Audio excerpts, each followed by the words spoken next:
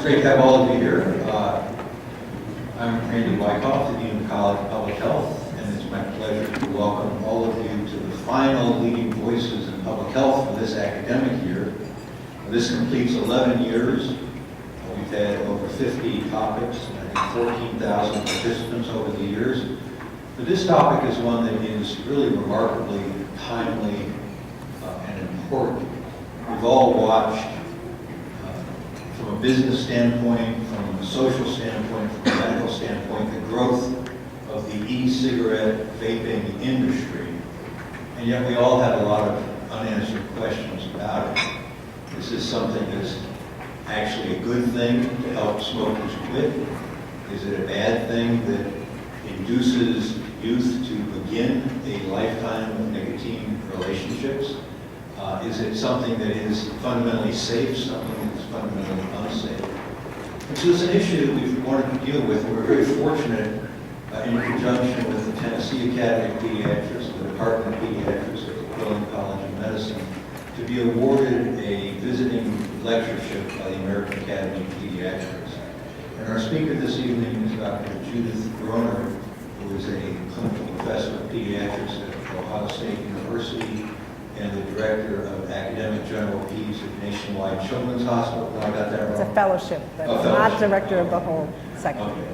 Just the and also the section chair for tobacco control for the American Academy of Pediatrics. So really a well-recognized expert. We're very fortunate to have him with us. So please join me in welcoming Dr. Judith Groner.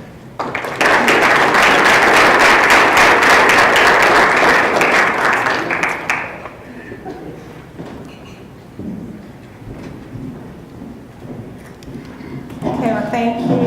Can you hear me?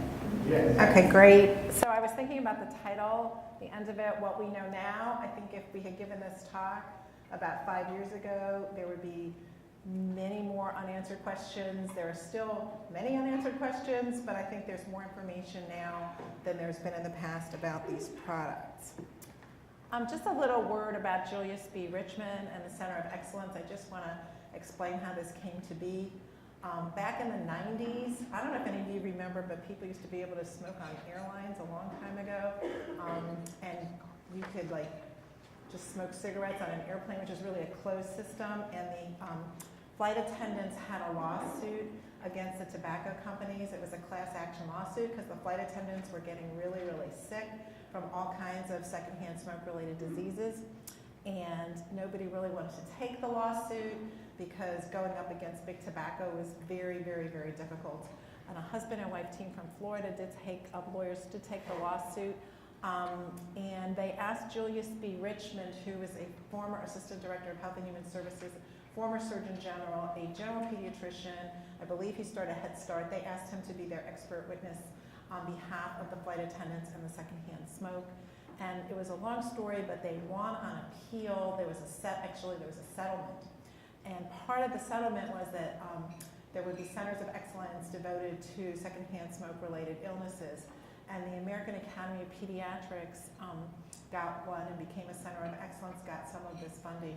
And that became a name for Julius B. Richmond. And so some of the activities that the Richmond Center fund, visiting lectureships like this, write policy statements, research related to secondhand smoke. But that, I just wanted to give you a background that it did come from flight attendants who kind of like children couldn't help whether they were being exposed or not. They really weren't able to be free of this tobacco until the laws changed.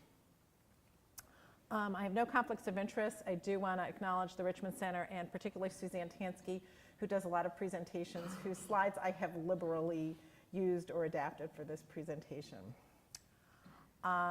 Just as an older ad for just regular smoking, and the main thing I just want you to get out of this ad is the person looks happy and glamorous and kind of sexy and all those things in combination. So just hold that in your mind for later on. So what we want to accomplish today is to learn more about what these products are, what are the health risks to the person who uses them, what are the risks of the vapor that comes out of them, do they help people quit smoking, and what are the public health implications of these products? Well, I want to take a step back because we need to think about why people even want to use tobacco or nicotine or products like this. Like, are they just trying to be perverse? What is the reason? Well, first of all, we need to know that nicotine is a potent drug. It causes dopaminergic activation and central nervous system stimulation, and people describe it as actually like an alert, relaxed feeling, which sounds like a really good feeling to have if you can be both alert and relaxed at the same time. But it is physically addictive. It's not just psychologically addictive. So people who try to quit will get physical withdrawal signs. And tolerance develops, which means that you need an increasing dose to get what you want to out of it. So it has all the signs of an addictive drug. But again, the use is reinforced by social cues and habits. So if a person is used to smoking when they go to a bar, then just being around the bar and the alcohol will trigger the desire to smoke. If people have friends who smoke and they go on a break, then they're probably not going to be able to stand there and watch their friends smoke. It's going to be triggered by those social norms and social cues. So it's very interesting because it's both physically addictive, but there's a lot of social behavior surrounding it. And we'll be seeing some of those things coming back when we talk about the e-cigarettes. So there are nicotinic receptors in our brains, and nicotine in 1 to 2 puffs occupies half of those receptors. This is traditional smoking, not e-cigarettes. It goes to the brain in 6 seconds after inhalation. So these are traditional smokers. They can control their brain nicotine level very easily. It's not a conscious thing, but they can take a deeper puff if they want more. They can take a lighter puff if they don't want as much. They can put their cigarette down if they don't need to puff on it. So it's this unconscious mechanism of getting that hit to their brain in 6 seconds. So that's a really, really powerful force for why people really do want to smoke. And what we'll see with a lot of the e-cigarettes is getting a higher blood level, which is equivalent to getting a higher brain level of nicotine, is really what they want people to be doing, because that's where the addiction comes from. It comes from rapid onset going right to your brain. And by the way, that's one of the reasons that people are not as addicted to the nicotine replacement products, because absorbing it through your skin or even getting it through your mouth is not the same as inhaling it, because the circulation from your lungs to your brain is like 6 seconds. So just remember that. Okay, but now we'll talk about the e-cigarette. So it's smoke without fire. It's non-combustible. It's not burning. It's really heating. So there's an LED light that lights up when the smoker draws on the cigarette. There's a battery. There's a sensor that senses what's happening when the smoker takes a drag, and then a heater goes on. There's a microprocessor, and it heats up this liquid nicotine, which is in the cartridge. And so you're basically heating up liquid nicotine, aerosolizing it, and drawing that in. So nothing is actually burning, but it is heating. So there are several generations of e-cigarettes. And probably most people who don't use them really wouldn't be aware of them, but you might have heard of the terminology or maybe not. So the first generation were the cigalikes, and they looked like cigarettes. They were a low voltage battery, and they're mainly used by new users. The second generation was bigger in size with a refillable tank. So you might have seen those where you get your own e-cigarette juice. You can get different flavors, different nicotine concentrations, and you put it in the tank, and you can have different battery voltages. The mods had the largest batteries and the highest voltage. And then very recently, there's something called a sub-ohm tank. And what that is it has a very low resistance atomizer coil. So what happens with that is you can actually get a bigger puff volume because you have lower resistance when you breathe on it.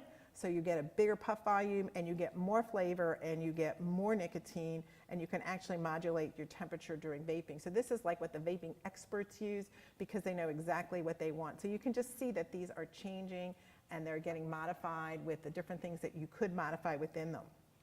So here's some pictures of them, and you can see some look like cigarettes, some look like cigars, some are larger, some are colored, with different designs on them. Some look just like a cigarette.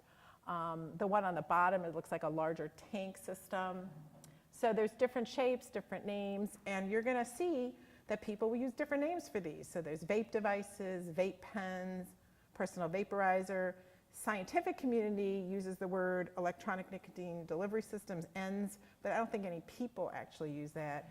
And alternative nicotine delivery systems, I don't even know. I haven't seen anybody use that. You have e-cigars, e-hookah, hookah pens, mechanical tanks, all of the above. Vaping is a word that people do seem to use and seem to recognize.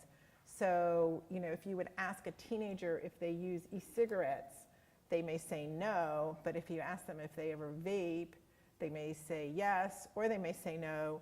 And then if you ask them if they ever Juul, and we'll be talking about Juuls, they may say yes. So those of you who deal with teenagers are just going to have to ask the same question in a variety of ways.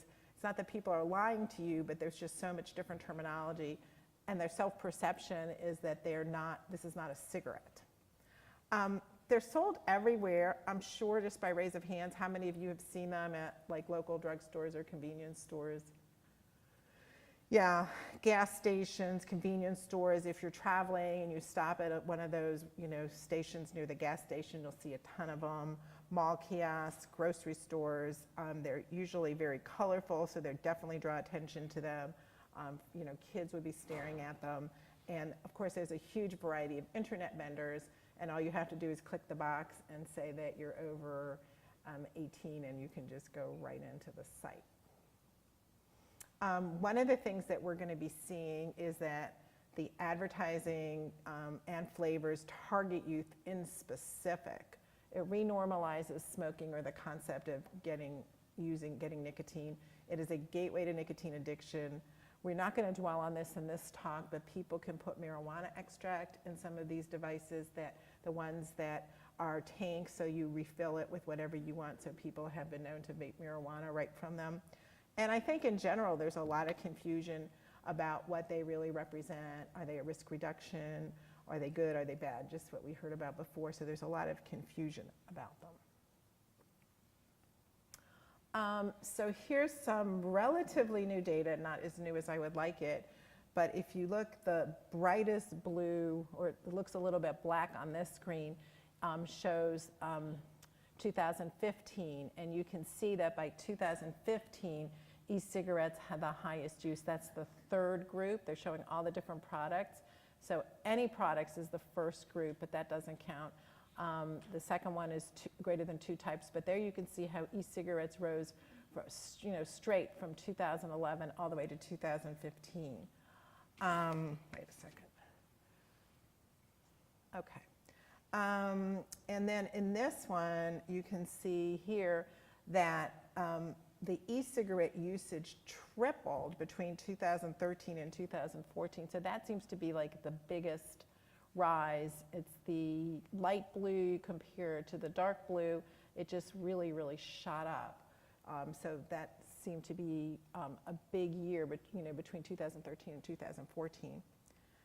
And then what's also interesting is now we're looking at traditional cigarettes, that between 2014 and 2015, this is National Youth Tobacco Survey, there was no decline in regular cigarette use for the first time in almost 2 decades.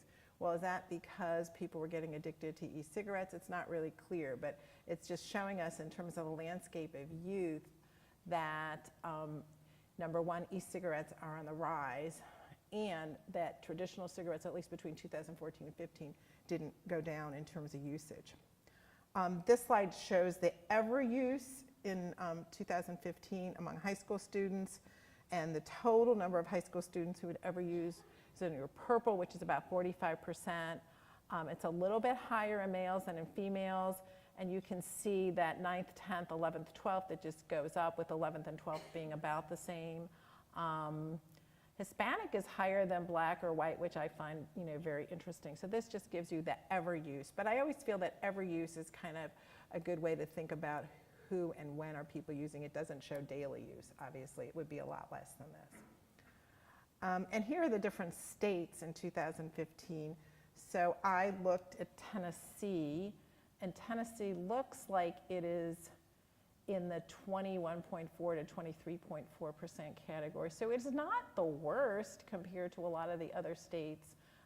Illinois looks terrible as far as this is concerned, and some of the other states have a lot higher usage. That looks like North Carolina over there is also a lot higher than Tennessee for e-cigarette usage. But that's in 2015.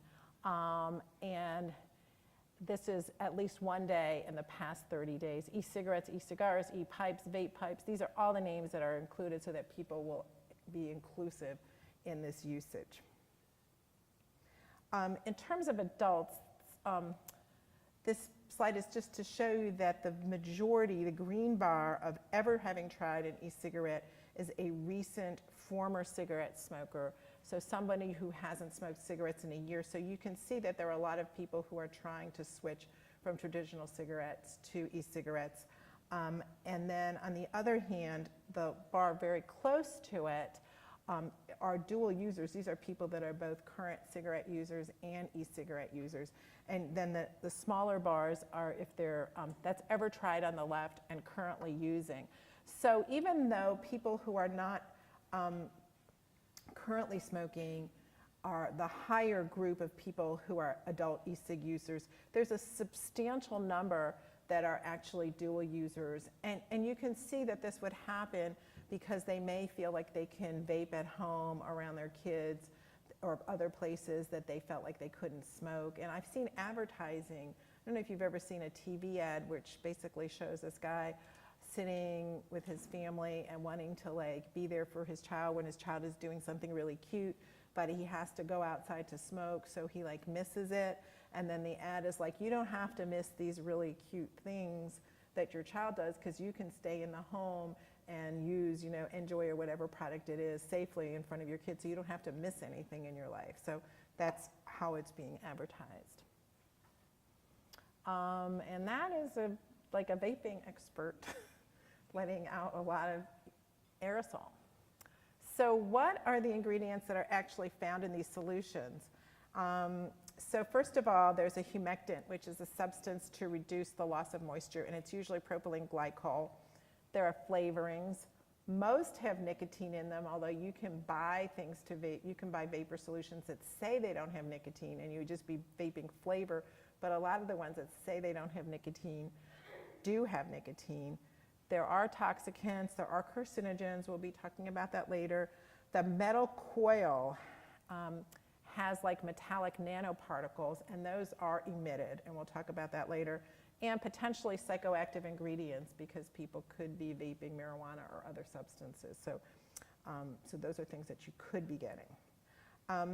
So the flavorings in e-cigarettes have this classification called GRAS, generally recognized as safe. And those are basically based on scientific evidence for a substance used in food before 1958 that through experience based on common sense in food has a substantial history of consumption for food use by a significant number of consumers. So it's recognized as safe. However, it has never been recognized as safe for inhalation. So cinnamon flavor, mango flavor, this flavor, that flavor, these are flavorings that companies use to flavor products that we eat. All of a sudden they get added to the nicotine solution and people are inhaling them, and there is no evidence at all that they are generally recognized as safe to go directly into your lung in a heated form. So we really don't know what the long-term health effects are of repeated inhalation. For example, propylene glycol, which is definitely safe when you eat it, is not the same when you inhale it.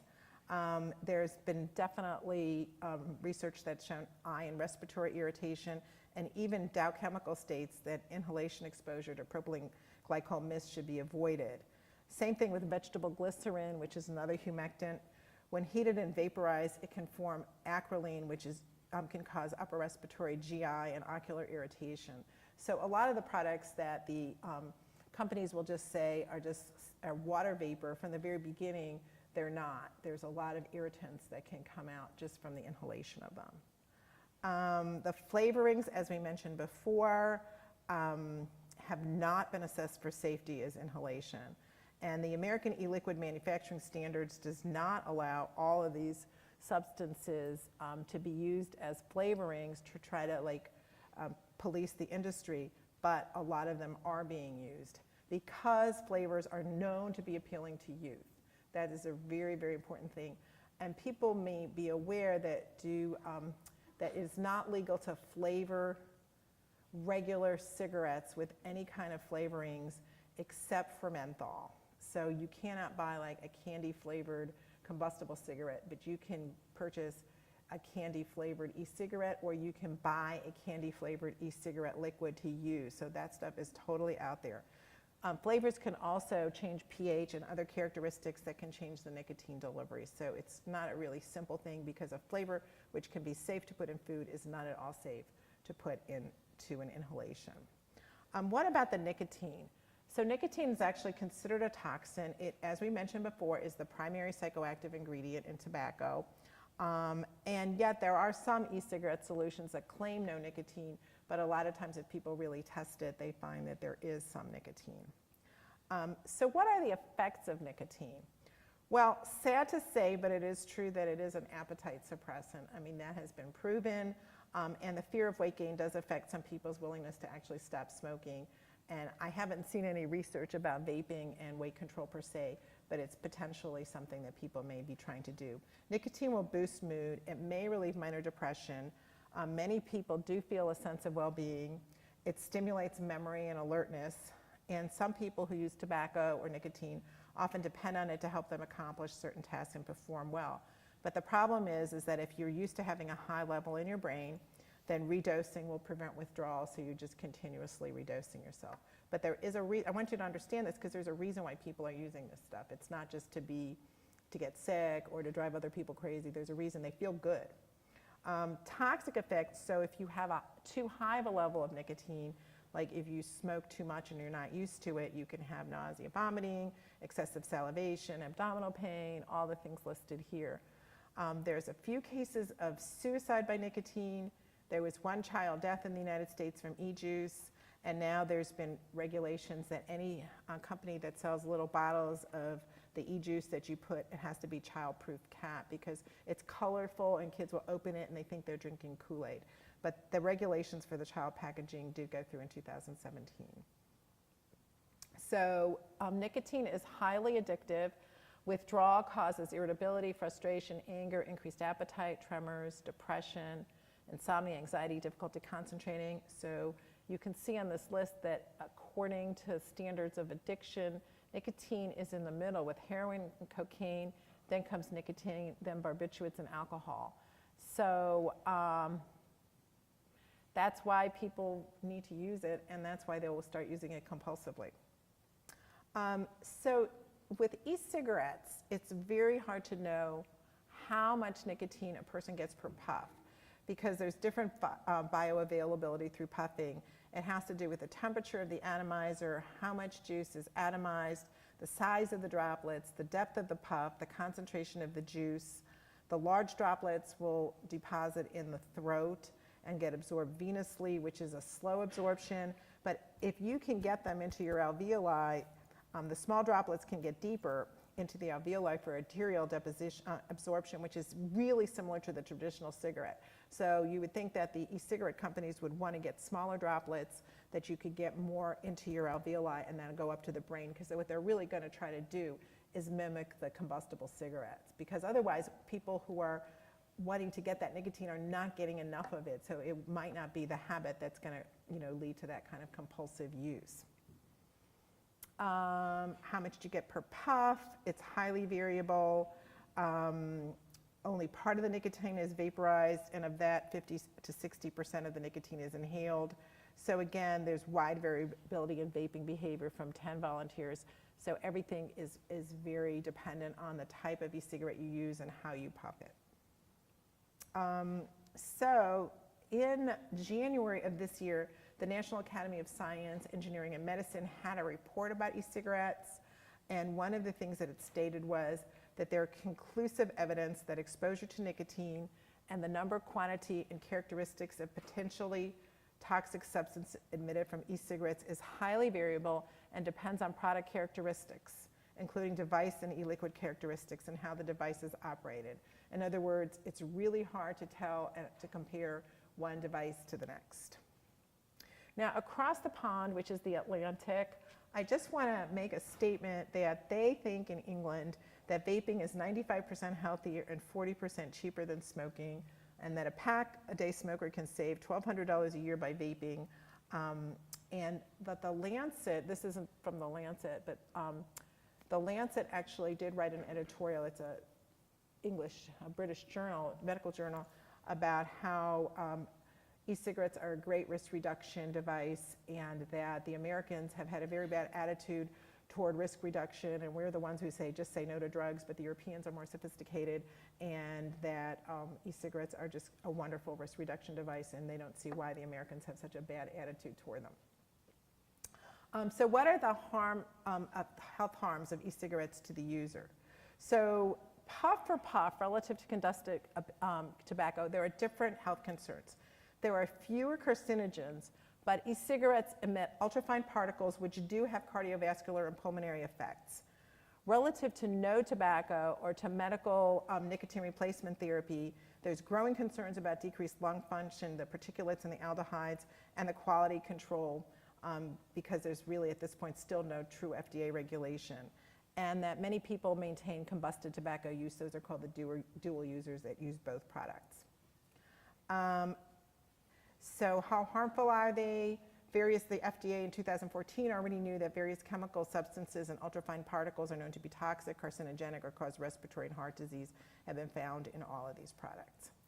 So one of the key issues that we're finding is that while relative to lung cancer and carcinogenicity is definitely lower in the e-cigarettes, in terms of cardiac effects, it is probably not much lower. So the cardiac risk is probably very similar to traditional cigarettes. So just a little bit of background. Your entire body has blood vessels, and the endothelium is a monolayer of cells that line your entire vascular system. And if that endothelium has any kind of problems, which can be due to a lot of different reasons, it's the first step toward atherosclerotic heart disease, and it's very silent in the beginning. And what's interesting is that secondhand smoke exposure, traditional combustible cigarette smoke exposure, is associated with endothelial dysfunction in both children and adults. So this is what we know about traditional cigarettes. But what's real interesting is it's very similar in e-cigarettes. So basically, this is a very interesting experiment. But if you look, so what they measured is something called flow-mediated dilation. So what they basically do is they occlude somebody's arm, like with a blood pressure cuff, and then they hold it for a few minutes, and then they let it go. And so all this blood is rushing down to their brachial, through their brachial artery. And then they have an ultrasound machine that is measuring what their brachial artery looks like before and after the blood goes down. And if their brachial artery can distend and open up a little bit to allow that blood to flow easily, that's a good thing. So that's called flow-mediated dilation. You want to have a lot of it, because that will make sure that your blood vessels aren't stiff. Because if they're stiff and you have more flow, then you're going to have more resistance that's going to increase your blood pressure. But if they're like looser and there's a response to the increased flow, that's a good thing. So on the left, you see the non-smokers. And these are, this is actually so these are people that are not conditioned to smoking. The blue is the traditional cigarette, and the red is the e-cigarette. And you can see that the flow-mediated dilation goes down among both. So in the non-smokers, you would say like, oh, they're like naive to smoking at all. You can see that in both groups, even in the e-cig, it's not quite, so it's the red bar on the left-hand graph, but they're significantly down. And that's an acute change. And then in the smokers, you can see the flow-mediated dilation starts out lower to start out with. So they got a pretty bad vascular system to start with. And then there's definitely, it's worse after the traditional cigarette, but it still decreases significantly after the e-cigarette. So basically, this shows the inability of blood vessels to respond to changes in blood flow, and it's pretty close to the e-cigarette is almost as bad as the traditional cigarette, and it doesn't really matter if you're a smoker or not, although you can see that the flow-mediated dilation is much lower among the smokers, just a baseline. So in English, this means that, and this is an acute change, this isn't showing like if you're doing this every day, this is after an experiment where you just do one e-cigarette or one traditional cigarette. So what does this mean in English? It means that it's starting a cascade toward a worse vascular system, even with one exposure like this. And it doesn't look that different from traditional cigarettes. So is that really a risk reduction? And an unpublished study, it's probably going to be published soon, is a cross-sectional study. So I know everybody who does epi, we can't really infer, it could just be an association without a true causation. But looking at national health interview surveys, there's an association between electronic cigarette use and myocardial infarction. Electronic cigarette use adjusted for other risk factors was associated with a 42% increased risk of an MI, regardless of traditional smoking history. This is biologically plausible. Obviously, you need longitudinal data. Maybe people who had bad hearts had switched to e-cigarettes, and that's why you see this. But I think that it just gives us pause to think about the cardiovascular implications. And it's biologically plausible because we saw in the previous slide about the flow-mediated dilation. So, yeah. What about the vapor coming off of the cigarette? The e-cig companies say, it's only water vapor. Tell the smoking bans to kiss off. But this was like a vaping cloud competition at a vaping convention in Maryland in 2016. So they did pretty well. I think there's a lot going on there. There's a lot in the air. I'm not sure I want to be breathing that. So we kind of mentioned some of the ingredients before. The propylene glycol, the nicotine, the glycerin, the flavoring agents. And when you add heat, you get acrolein, aldehyde, formaldehyde, and acetone.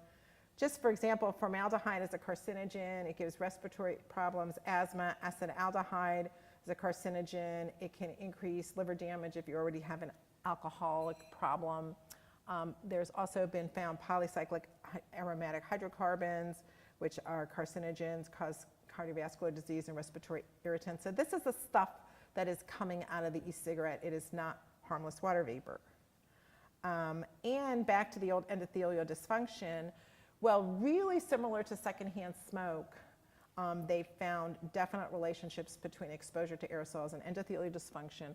Some of it is due to particulate matter. Some of it is due to oxidation and formation of reactive oxygen species that can cause a lot of inflammation. There's metals, lead, chromium, and nickel, mainly from that heating component, and the long-term effects of this aerosol are unknown. So we mentioned particulate matter. It's also called particulate pollution. There's solid particles and there's liquid droplets that are found in the air. So the 10 micrometers are inhalable. They're the largest. The 2.5 are fine inhalable particles. And basically they can enter the circulation directly, or they can go into the lung, like they get trapped in your lung, and then they cause a lot of inflammation and a big inflammatory response, and then you just have a state of generalized inflammation. And the ultrafine particles are 0.1 micrometer with the greatest health effects, and they can also enter your circulation through your lung. So on this slide, you see the 0.01 is the smallest, and it goes all the way to the 10 micrometers. So e-cigarette A is in red, and that is like a very ultrafine particle that's coming out of there. E-cigarette B is a little harder to see in orange, but what I really wanted you to get out of this slide is that you're going to find ultrafine and fine particles, particulate matter, in the aerosol from e-cigarettes, and they all are a little bit different, but this particulate matter is coming out there, and it definitely can be inhaled, and it can go into your respiratory circulation, and that can cause a very bad inflammatory cascade, which definitely affects your vascular system. It's not that different from traditional cigarettes, and what looks really bad on this slide is that the ultrafine particles, the black triangles are the traditional cigarettes, and it looks like there's more ultrafine particles coming out of the e-cigarettes than from the traditional cigarettes. And the smaller they are, the worse they are. Okay, so let's switch a little bit to e-cigarettes and smoking cessation. This is more for the adult confirmed smoker. There was a paper in the Lancet that using the nicotine e-cigarettes was almost as good as the nicotine replacement patch. And at 1 month, the e-cigarette abstinence rate was 23%, and the patches were 15%. So at 1 month, the e-cigarettes performed better than the patch. At 6 months, they were both about the same, really didn't do very well, 7.3% and 5%. So the quit rates were not that great in this particular study. But they felt like it's no worse, at least, than the nicotine patch. Another study, and there's been a lot of this, in 2016, showed that e-cigarette use actually undermines quitting in best practice. and that motivated quitters were given e-cigarettes with nicotine replacement therapy and behavior therapy, and the quit rate with the e-cigarette users was 26%, and with the non-users was 42%. Now, I really looked into this a lot, and it's just basically, the data is very mixed. The trials are very hard to interpret. They're not always well randomized, and there's a lot of thought that people don't do well in randomized trials because what they really want to do is do their own e-cigarette of their preference, will help them quit. There's some data from England that says a lot of current smokers, current vapors are people who quit e-cigarettes, traditional cigarettes. So there is some mixed data on this, and it's just unclear. But I would say that it is not proven that e-cigarettes are actually beneficial for smoking cessation. The jury is still out on that. Okay, what about teenagers? Well, back to nicotine addiction. We mentioned before, addiction is characterized by compulsive drug craving, seeking, and use that persists even in the face of negative consequences. And the adolescent brain appears uniquely susceptible to nicotine addiction. I just got this laptop all wet. So animal studies show that nicotine exposure during adolescence has long-standing effects in the brain, including cell damage that leads to both immediate and persistent behavior changes. So the studies are really starting to come out, now or in the past year, because cross-sectional studies really didn't answer this question. But here's one example, longitudinal youth studies, and it's a meta-analysis to see what are the odds of becoming to ever cigarette use if you've used e-cigarettes. So there's several studies in this, and you can see that the overall odds for becoming an ever user of cigarettes is 3 to 4 times. So it's pretty significant, at least in this particular study, in this particular meta-analysis. And this other one is to current cigarette use, not ever cigarette use, and it's just a few studies, but it looks the same. It's about 3 to 4 times the odds ratio of becoming a current cigarette user. And you have to understand that in these studies, they have to control for a lot of factors because they have to control for many things that would be predicting that the person would be a regular cigarette user later in life. So you'd have to probably control whether there's family smoking and a lot of other demographic variables that would let you think that the person could become a smoker, and because longitudinally they're trying to really see whether this has an impact, the use of e-cigarettes does. In 2017, there was a study that showed that 11% of 10th graders in the United States reported past 30-day e-cigarette use, and that there was evidence that those who vape are more likely to progress to smoking regular combustible cigarettes. The use of e-cigarettes with higher nicotine content was associated with greater levels of regular and e-cigarette use at 6-month follow-up, which makes sense because the more nicotine that you're inhaling, the more you're going to become addicted to it. And we mentioned before that what people biologically are trying to do is get the hit to the brain. So if you really like the feeling that you're getting from the e-cigarette, but it's not quite doing it because it's not exactly the arterial absorption, I think it makes biological sense that you would seek out the traditional product that would give you that feeling. Latest study showed in 2018 that past month e-cigarette use predicted future cigarette use, traditional cigarette use in high school students, and it's a one-way street leading to future cigarette use. It's not a two-way street, it's a go back. It is the e-cigarette leads to combustible cigarettes. Those who used e-cigs in the past month were 7 times more likely to report subsequent cigarettes. The PATH study is a population-based study, population assessment of tobacco and health. It's longitudinal. It's a sample of over 10,000 youth who had never tried a cigarette. And the odds of combustible cigarette use were almost double if there was baseline use of e-cigarettes. So we've heard 3 to 4 times, 2 times. And the use of multiple products at baseline, e-cigarettes, hookah, was associated with almost a 4 times odds of past 30-day combustible tobacco use compared to never users. There's been another recent study that showed that adolescent e-cigarette users excrete toxic products in their urine.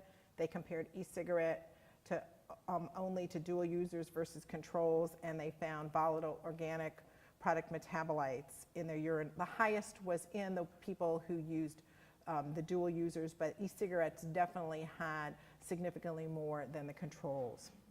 So the National Academy of Science, Engineering, and Medicine came out with a statement in late January 2018. There is substantial evidence that e-cigarette use increases the risk of ever using combustible tobacco cigarettes among youth and adults. That seems very clear. And among youth and young adult e-cigarette users who ever use combustible tobacco cigarettes, there is moderate evidence that e-cigarette use increases the frequency and intensity of subsequent combustible tobacco use. So I think it's pretty clear right now, where it was not clear a few years ago, that youth are a particular risk from these products. One quick mention of dripping.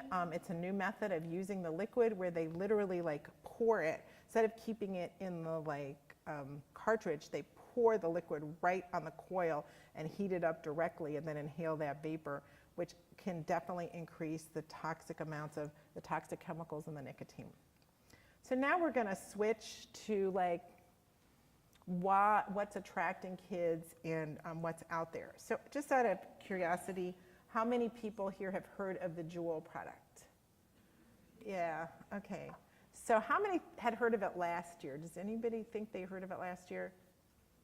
How many think they heard about it in the last 3 or 4 months? Yeah, okay. So the Juul product is actually out from 2015, but I think a lot of people didn't become aware of it till recently. It's about the size of a little flash drive.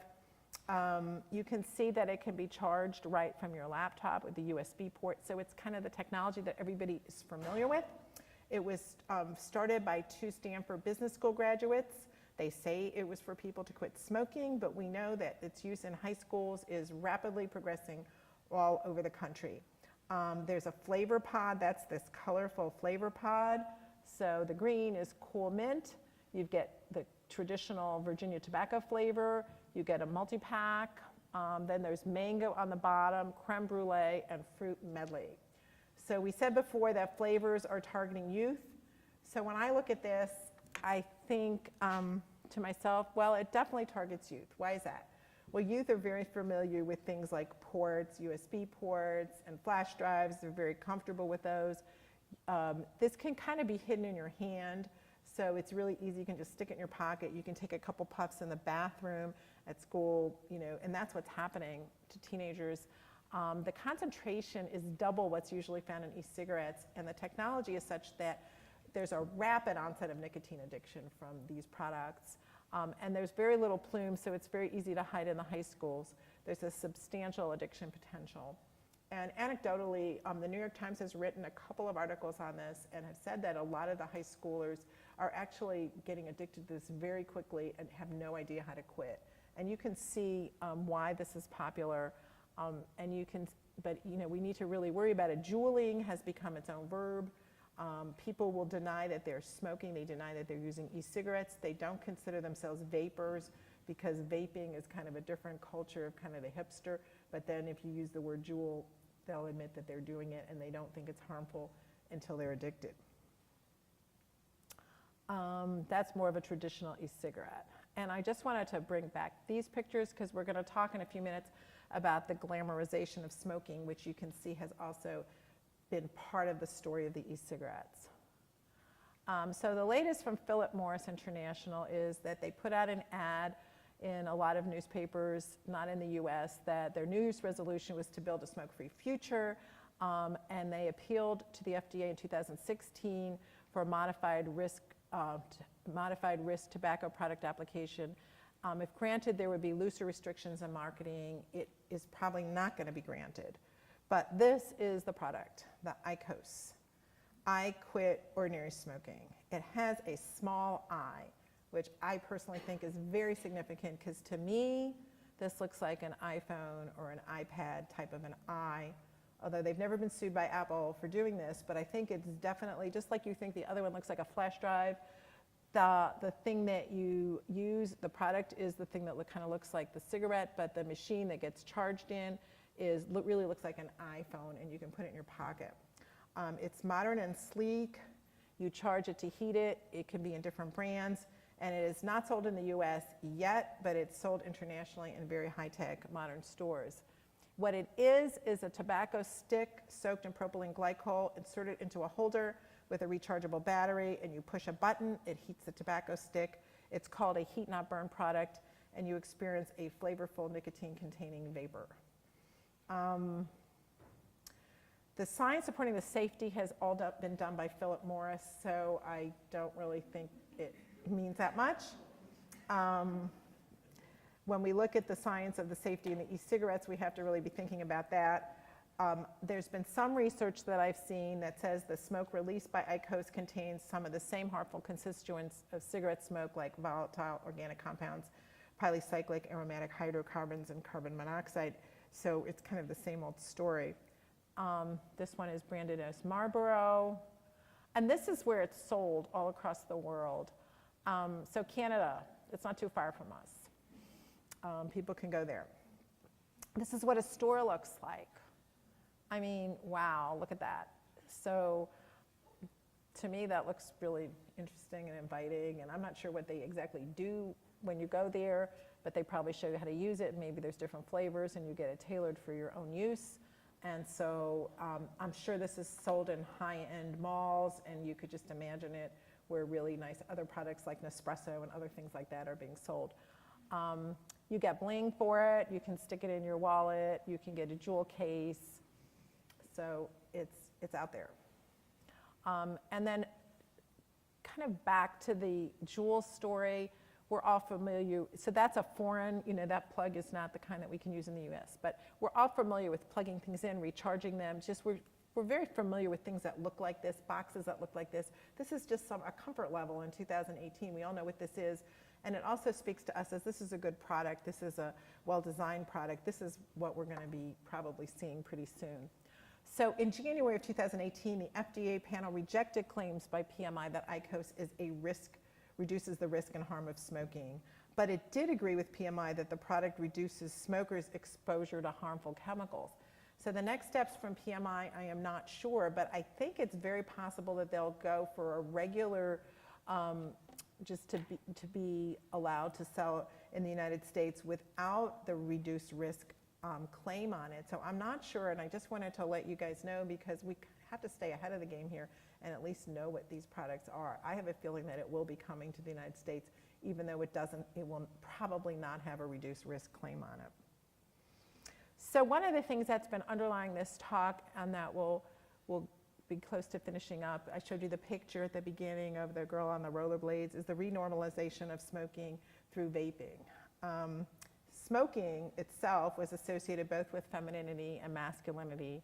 And there's a whole history of smoking and movie stars and smoking in the movies, which I'm not going to get into right now, but I think there's a reason that all of this happened, and we've made these associations. So e-cigarette companies are copying Big Tobacco's playbook. They have celebrity spokespeople. Their ads feature rugged men. So again, it's very masculine. And glamorous women. So that is the blue on the left and the Virginia Slims on the right.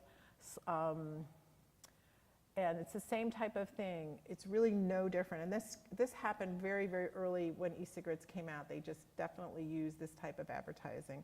There's a lot of sexuality in the selling of the products, very similar to the cigarettes, the traditional cigarettes. It's the same story, it's the same playbook. Okay, so what are public health concerns? There's a lot of ways to think about it. As we talked about, toxic exposures to the users themselves, secondhand aerosol exposure, addiction potential, particularly for youth. Adult non-smokers and former smokers may have become addicted or re-addicted. Potential to glamorize and renormalize smoking. But then you do have to think about the harm reduction for smokers. There probably is a realistic decrease in harm from cancers, but versus nicotine addiction and what's going to happen to the generation who's on e-cigarettes now. Will they become will they go back to combustible cigarettes? And the third thing that I didn't put into this slide is that the risk of cardiovascular disease may be about equivalent to combustible cigarettes, so that's not going to be a harm reduction.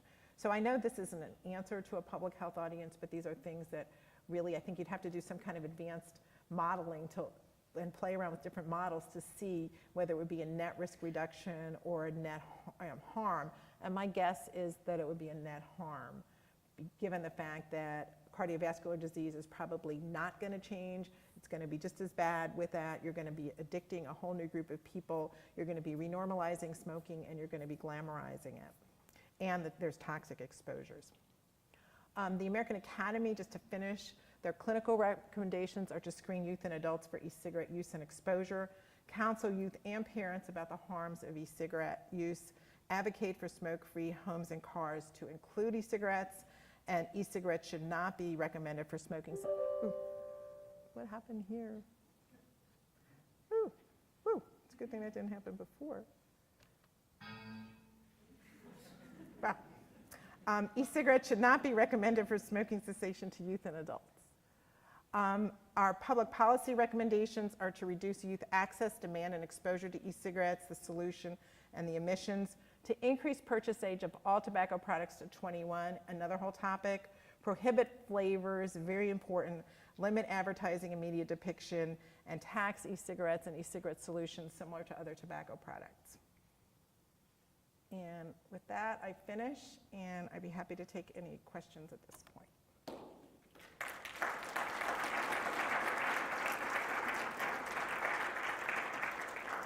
Questions, just raise your hand and I'll come over. I did have one quick question. Besides the iQOS, does big tobacco own a portion of the You know, industry? they do, and I thought I had a slide on that. I may have missed it. No, I may have missed it. I have a slide that I lost. Yes, they.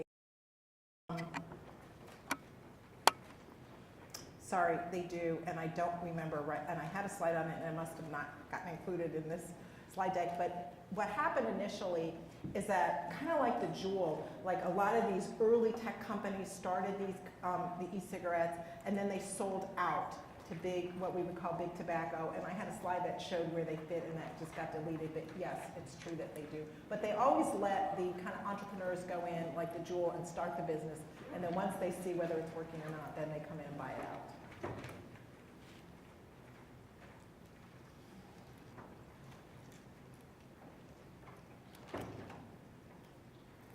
Thank you for a very good talk. That was a great overview.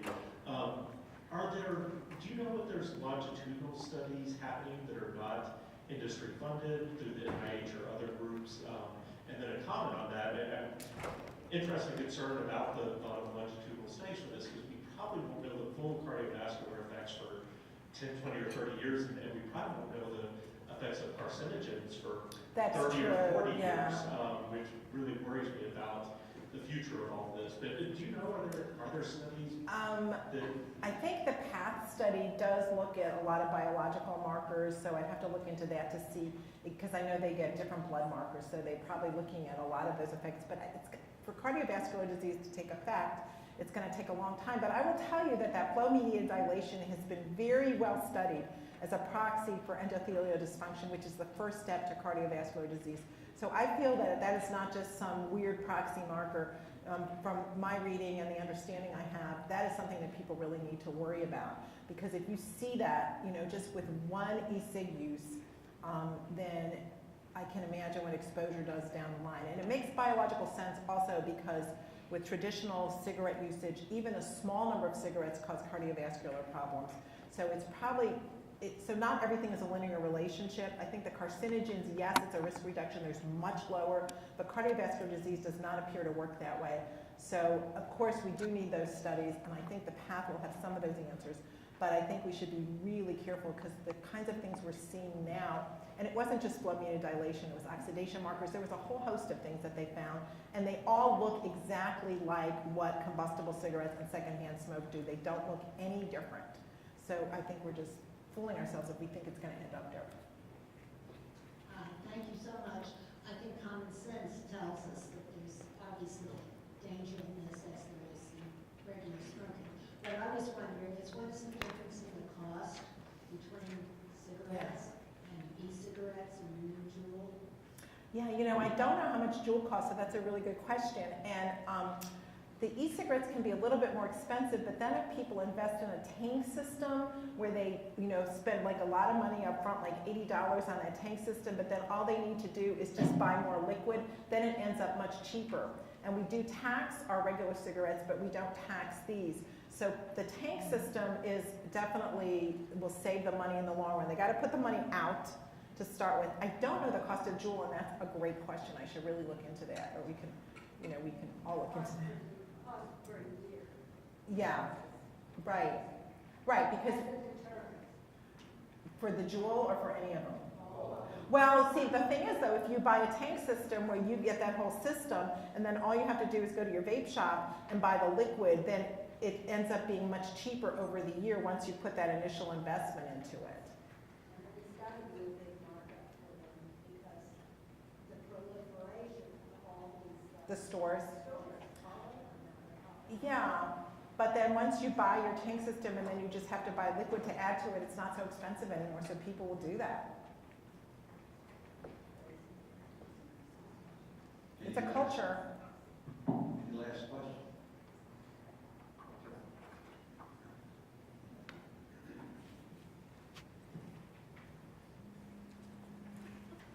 So along with lots of other things, the cancer, the heart disease and things like that, some of the